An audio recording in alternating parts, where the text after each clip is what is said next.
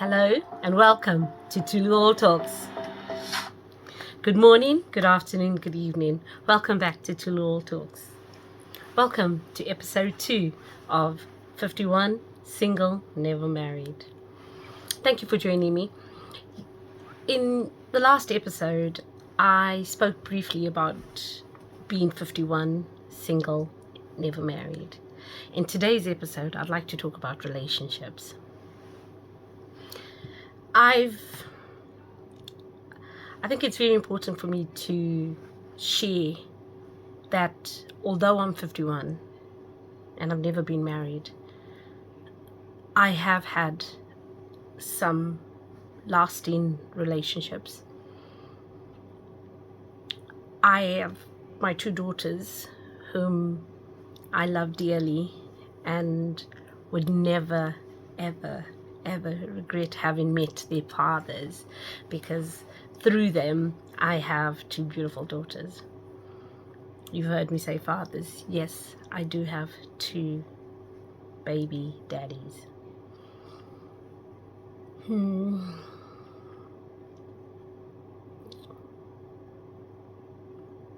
Giving you a moment to take it in, because that again is another area of shame.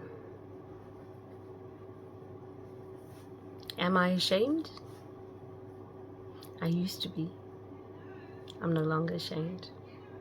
Because you see, when life happens and you get to the other side, looking back at life, a lot of it was lessons. A lot of life has been lessons. So let's talk about my life. Let me talk about my relationships and how I ended up with 2 baby daddies. So, I'm Tulu from a small town in Zimbabwe called Gweru. Gweru is in the Midlands of Zimbabwe and is a small town. Being from Gweru, I lived primary school, high school in Gweru, worked my first job in Gweru, then moved to Harare, the capital city of Zimbabwe. My first relationship was one with books. Now, growing up as a young girl, we are from the generation and the age pre-mobile phones. We're generation pre-daytime TV. So my favorite thing to do was to read. Now, that was something I took after my mum. My mum loved books. My mum was a keen reader, and so she encouraged and promoted reading in our family. So I became one of the children in the home who would spend a lot of time in books. And at the time, my favorite books were Mills and Boons. Later, my books were changed to James Hardy Chase, which was more crime and thriller, which I can say influenced me getting my degree in applied criminology. But back to my books. So as a young girl, my favorite book was a Mills and Boon. And for the younger generation, they don't know what Mills and Boons are. Mills and Boons were books, novels that really were based on romance. So almost every Mills and Boon started the same and ended the same. It would be a case where there's a girl and then she meets a man. They have this challenge. They don't like each other. They argue. They're just not happy together. Then they fall madly in love, and then they ride off into the sunset. So you would get to, if a Mills and Boon had 186 pages, for 180 of the pages would be this quest of finding love, this confusion, these emotions that are so real but are not unrequited in one sense. And then in the last few pages you would get to the climax of the book and they would fall happily ever in love and go off into the sunset, and so these Mills and Boons were books that I loved. I loved romance. I loved the idea of falling in love. I loved reading about these emotions feeling your heart stop, feeling your butterflies in the stomach. I was so enthralled in these books. I would read. I got to a stage where, and this is something that my parents didn't like, was I could read one a day. I would get these books and not sleep. Have that book and go through the night reading so I could get to the end and find out how they fell in love. And I'd be so excited about this love, because that was something that every girl dreams of, that moment of falling madly in love. Every girl is taught when you're a little girl, the first toys that you have are dolls. So there's a mummy and a daddy and they have a baby. So a theme that is taught to us as young girls and as women is you must fall in love. You must become a mother and you must have a baby. And so as every normal girl growing up, I loved the idea of romance. We had amazing films. We had Santa Barbara. These are American shows that streamed in Zimbabwe and were popular in my generation. We had Dallas, which was about the rich and the mighty and oil tycoons, and within this wealth was the whole challenge of falling in love. Bobby and Pamela falling in love, JR and Sue Ellen falling in love. And then we had films like Falcon Crest. Again, the theme was wealth and success and the challenges of love, but always falling in love.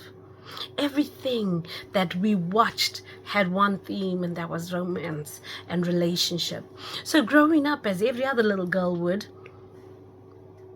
I wanted to fall in love. I wanted to be in love. As a little girl in primary school, I remember my first crush. And almost predictably, my first crush didn't like me. And the boy that had his crush on me, I didn't like. It was always weird that a boy would like me and I didn't like him. And I'd like a boy and that boy would almost not like me. So I started my life quite young and excited about the idea of falling in love. So by the time I got to the age that I was reading these romance books, the Mills and Boons, behind my mother's back I was reading a lot older books. So the Mills and Boons were set and were allowed for children, but if we looked at it today, it was very inappropriate for young ladies, young girls, young teen girls under 15 to be reading. But it was one of those that I enjoyed, because what it did, it gave my imagination room to grow and to dream. So my dream was to fall in love. It was something that I was so excited about as a little girl in primary school. And as I got into high school, a boy I liked noticed me. Now you see, I am short. I am 5 foot. And something about me has always been very, very attracted to tall men. Now, when you're 5 foot, anyone 5'2" and over could consider tall. But I liked to look at the man who would be 6 foot, who would be 6'4". That would be like, wow, that's my dream guy. So one of the things I started to notice about myself was that when I would look out, because all girls are looking at boys, you're looking to say, oh, who's this guy? And there's what you have attraction to, and there's the natural chemistry that is there. My attraction has always been to the tall guys. So I would have all these guys that are like 5'5", 5'6", 5'7", who think they're very tall when standing next to me, come and approach me and, sort of ask me out. But I was never interested in the short guys. I just kind of was always looking at the taller man. So when I got into my teen years, boys started paying us attention. My older sister and I would be going out and boys would pay us attention. And there was a boy who was close to 6 foot. For Zimbabweans, that's considered tall, because Zimbabwean men aren't really very tall. On average, you'll get a Zimbabwean man being about 5'7", 5'9". Is considered tall for Zimbabwe. So we don't have many men that are 6 foot plus. So seeing this guy being tall and me being this young girl living in her imagination in this world of romance and love, being that young girl living in this imagination of romance and love, was over the moon when he asked me out. Now note, going back to when I was 12, 13, we had no mobile phones. So boys would write you letters and they would pass them on to a friend, or someone in the neighborhood would bring you this letter, and they would walk up and down the road, and you would know he's outside because they would whistle. And they'd whistle, and then you'd make an excuse, Mom, I've got to go and get a book from so-and-so from school, and then you'd go out and you'd meet the boy. So this boy was gorgeous. He really was gorgeous, and he was so handsome and tall. And for me, it was the most exciting thing. He asked me out, and girls never spoke to guys. Guys had to ask you out. So when he asked me out, I was so excited, and he was excited for me to say yes. And so we started dating, and dating was going cinema. And when you'd go to the cinema, it would be the most exciting thing if a guy even just stretched his arm around you while you're watching a movie. It was really exciting. And one of the things that we would do is always go watch a thriller. And I think it was about scream, and then you can hold, put your head on him, and he protects you from the big bad monster, Jason in the thrillers. So he was so cute. He was taking me out on dates. He would buy me chocolate. It was so cute because we lived in the same town, but we went to different schools and we lived in different areas. Our neighborhoods were quite close to each other, so it wasn't too much of a challenge for him to come over to see me. But it was more during the week, the time we'd finish school and the time I would finish school. So what he would do is he and his brother would ride. So they rode bicycles, and they would leave their school as soon as school finishes, and they would race across town, which is like a 45-minute bike ride, to my school so that he could walk me home. Cutest thing ever. Absolutely cute. And obviously as a young little girl, first boy, he's really showing you this interest. He's showing you this attention to detail. Like, he knew I liked mint crisp as chocolate, so he wouldn't just go pick any random chocolate. He would always go pick my favorite. He knew what chewing gum I liked, and he would buy me the chewing gum. Now note, we weren't kids that had lots of money growing up, so you'd have maybe your $2 a day pocket money, and you expected that was supposed to last. So when he was doing these things, he was making a sacrifice, and he was going over and beyond. He would write me letters, and back in the day you'd write letters and you'd spray perfume in the letter. And so when I would get the letter, be it through my cousin or through a guy friend, because it was the easiest way to pass letters through, my hands would smell of him. I would hold that letter and I would sleep with it by my pillow. And because he'd sprayed so much of this Dracha Noir perfume, which I remember till today, I remember the smell till today, my pillow would smell like him. And so my first relationship was hot. It was exciting. We were doing things. We got along really well. It was so cute. And I was happy. My dream was, we're going to finish school, we're going to get married, and we're going to have children. So I was seeing stars.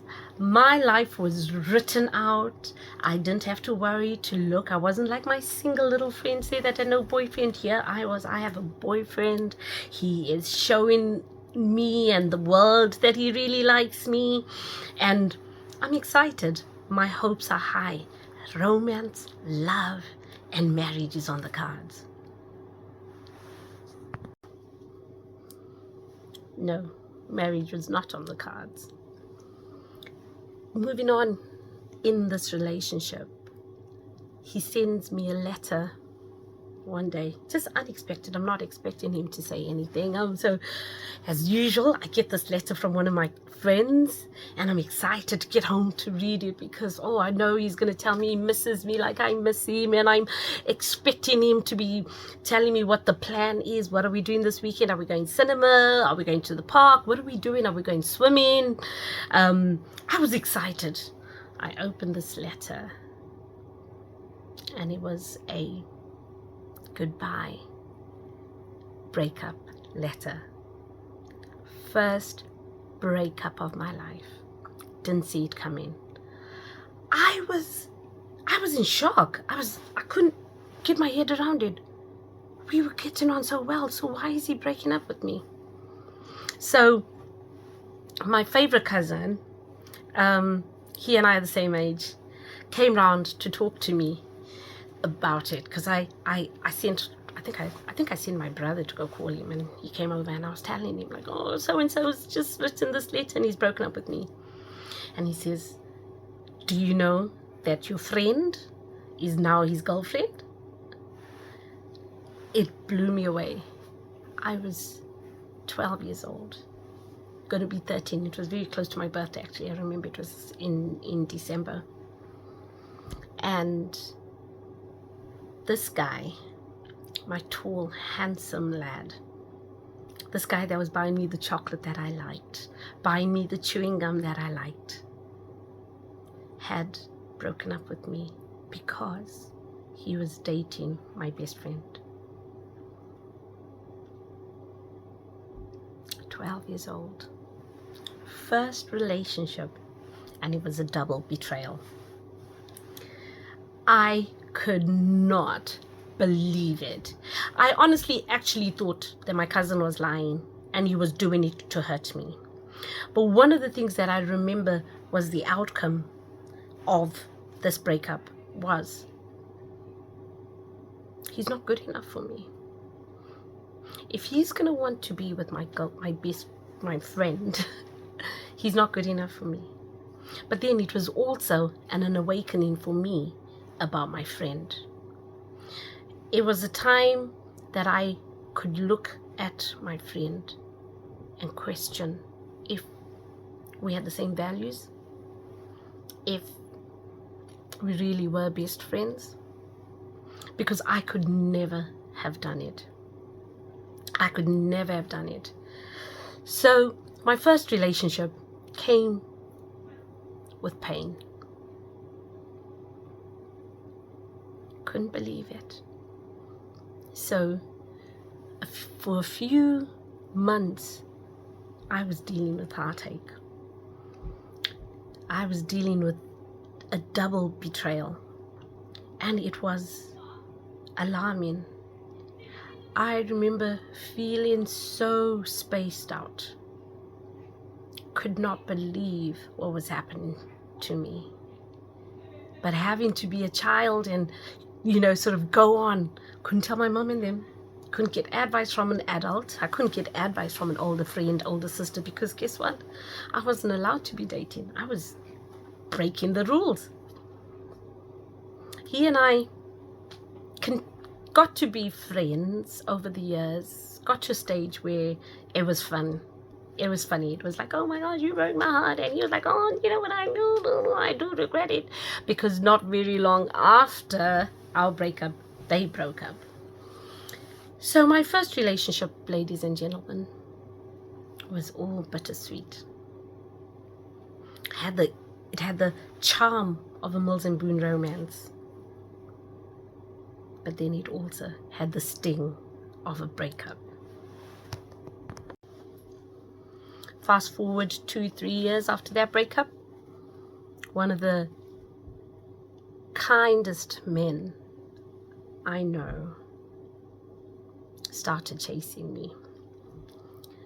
Now, he was even taller. He was even taller than the first guy. So he was tall, soft-spoken, He was a gentle giant, a handsome gentle giant. And so for the first time, I was in a relationship where I was treasured. He loved me so deeply that everybody that knew me and knew him would speak about it. We dated for a number of years, and his mum was so set on me becoming his wife. His mum was so set on me becoming his wife. My parents were so determined for us to be married. And so when I was in my 20s, I think I was 21, he suggested marriage. But like I said in episode 1, I didn't want to be married until after 25. So I told him. So, like I said, I told him I wanted to go overseas. I wanted to come to Bible school. I'd done an associate's degree in theology in Zimbabwe, and I wanted to come to the United Kingdom to complete my degree in theology, because at that point, my walk with God, I was a dedicated Christian, and I wanted to know Jesus and to serve and to preach the gospel. And I was so in love with God, and I just wanted to be a believer. I just wanted to come to Bible school and preach the gospel. So I left that man in Zimbabwe with almost a promise that I would come back. However, I never did. So the one man that I can say loved me and treated me with the most respect I have ever received, I did not marry. Fast forward to where we are now. He's very happily married. He has a family. However, we do keep in touch, just checking in on each other every now and again, just to see how we're doing. There are moments when I think of him and I have a lot of regret, because at that age, it never hit me that we could have come here together. It was almost always I was going to come on my own. And it could have been something, had I had the wisdom I have now, I could have said to him, let's go together. It could have been something that we could have done together, to come here and be in here, marry, and, have our life. So he is my first regret. He was an amazing man, is an amazing man, and I'm sure would have made a brilliant husband.